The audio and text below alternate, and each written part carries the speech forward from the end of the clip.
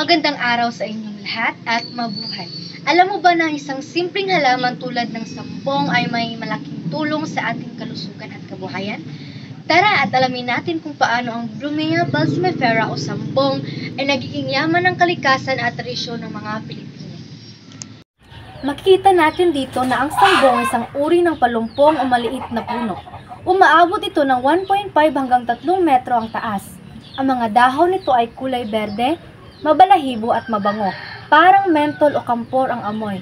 May maliliit itong dilaw na bulaklak sa dulo ng mga sanga, ngunit wala pang bunga na bulaklak ang aking naabutan. Madalas itong tumubo sa bukirin, tabi ng kalsada, bakuran at kagubatan dito sa Pilipinas.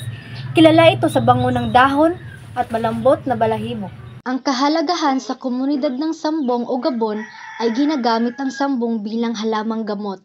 Ito ay nakakatulong sa pagpapaihi, pantanggal ng sobrang tubig sa katawan, bato sa bato, ubo at sipon, sugat, pinapatuyo at pinapabilis ang paggaling.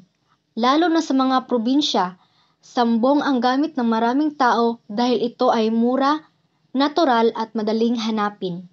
Ginagamit ring pangkabuhayan ng mga tao ang sambong o gabon bilang tsaa, kapsula at langis. Nakakatulong ito sa kita ng mga magsasaka at maliliit na negosyo.